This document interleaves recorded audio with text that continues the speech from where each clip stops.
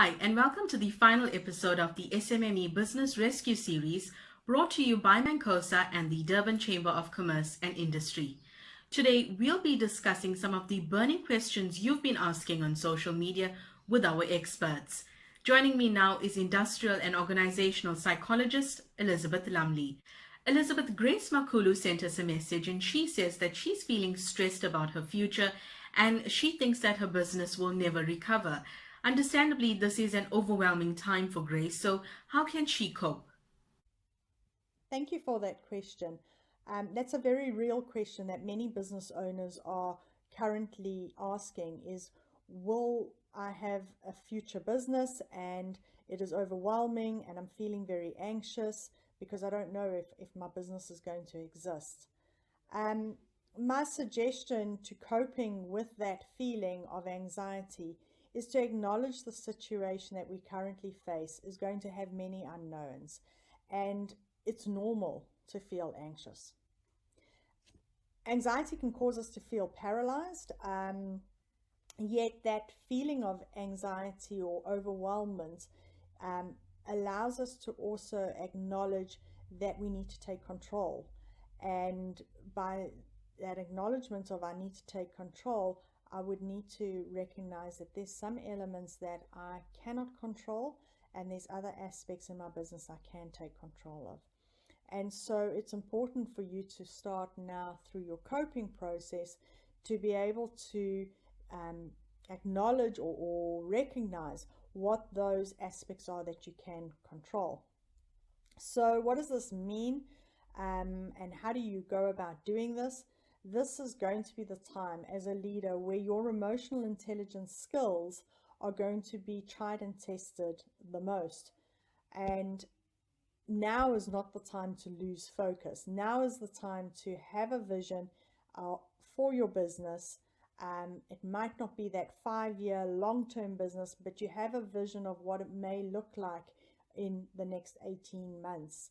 Um, and you would need to try and work through a plan to try and get you to that vision. Um, it's not the time to sit back and be paralyzed by the feelings of anxiousness. So, how do you go about achieving and making a difference or taking control every day over things that you can? Leverage off your strengths as a business and as an individual.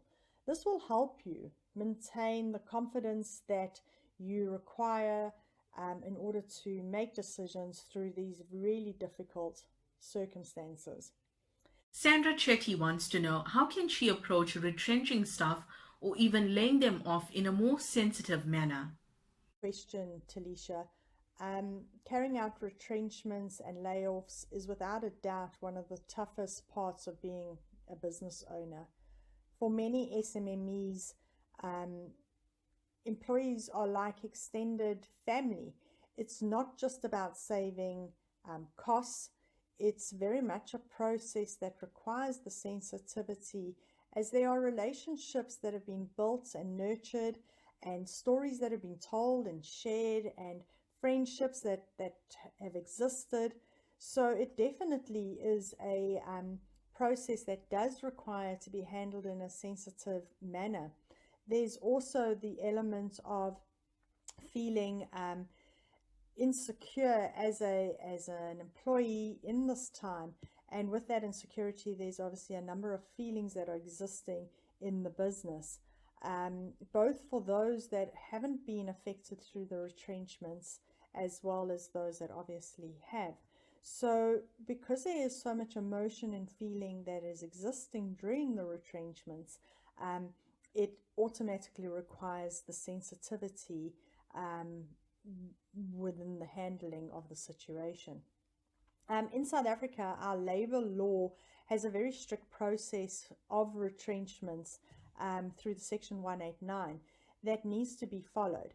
And this process is there to ensure that all the facts are carefully thought through by a business before they do the retrenchments and lay off any employees. The process is sound if it is followed with fairness and accuracy, but it does not tell us how to handle the situation with the sensitive nature that is required. and how we can help individuals in this process. So as individuals, we all thrive on the feeling of being secure.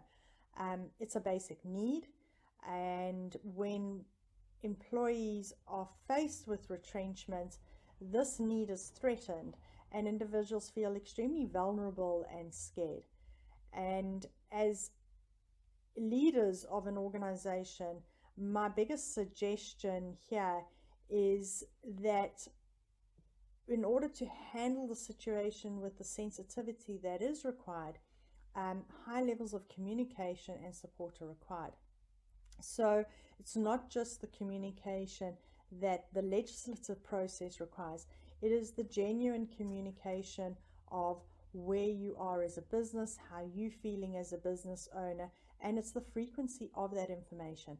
It's the openness and the vulnerability that a leader opens themselves up to, where they can now empathize with where their employee who has been affected, or employees who have been affected may have the safe place to come and talk to. Riaz Dai, Chartered Accountant, Managing Director of Sachet Manufacturers, and co-founder and director of ZKC Associates, brought us 2 episodes in the series. Riaz, welcome to the session. Hi, Jalisha, and thank you for the opportunity to answer these questions. Brian Sibosiso wants to know, how can he incentivize clients without affecting his cash flow? In terms of incentivizing a business's debtors to pay without affecting cash flow, I think the first thing you need to bear in mind is that if you offer a customer a settlement discount, and let's say they normally pay in 30 days and you offer them a 2% discount to pay cash, so a cash settlement discount, outwardly, yes, you are losing 2% of the cash, but when you accumulate that over multiple customers, cash in hand right now is always better than waiting 30 days for that 2% differential.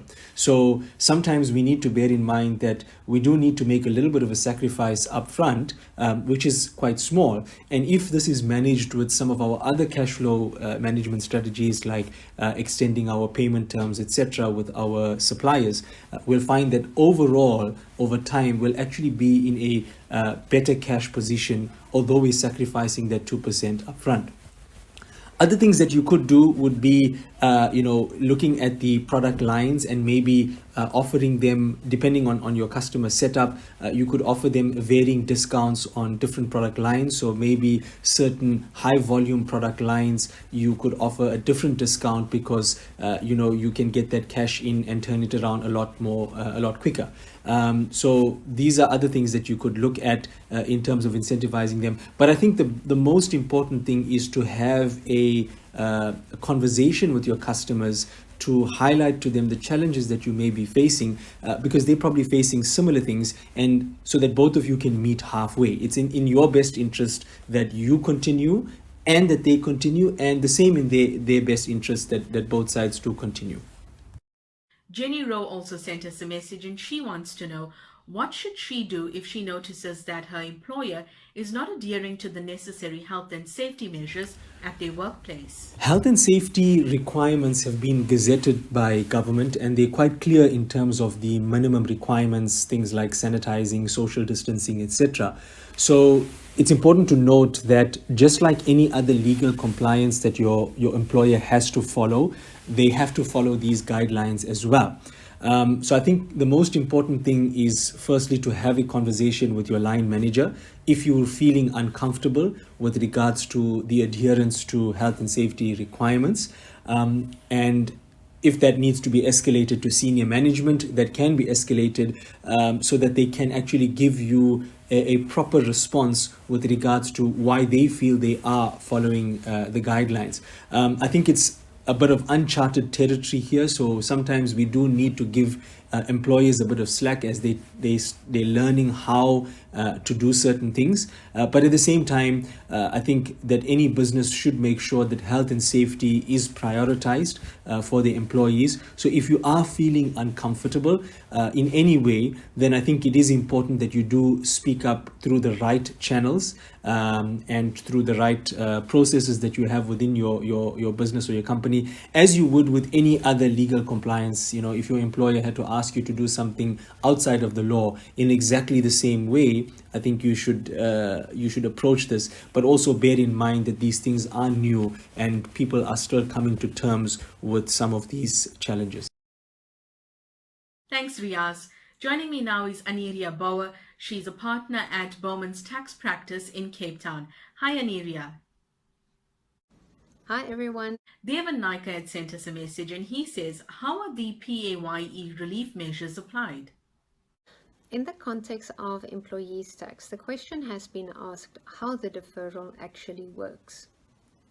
If you are a qualifying taxpayer and your turnover is less than 100 million rand a year, the deferral applies automatically. There is no need to make a formal application. It is important when you complete your Form EMP 201 that you reflect your full PAYE liability. SARS will issue an assessment which will reflect the 35% which has been deferred and the 65% which is payable. If you do not pay the 65% within 48 hours, the assessment may be revoked. If you require additional relief, or if you do not qualify for the automatic relief, you can still request SARS for some relief in this regard. Please have a look at the SARS website. There are 2 email addresses. The one is for businesses with a turnover of more than 100 million rand a year, and the other one is for a business with less than 100 million rand a year. The SARS website contains quite useful information in this regard. Finally, joining me now is Bruce McGregor. He's the co-founder and partner at McGregor Erasmus Attorneys. Hi, Bruce. Hello, Talisha. Bruce, Gugu Simelani had sent us a question saying, can employees compel employees to use their annual leave during the time that they are closed as a result of the lockdown?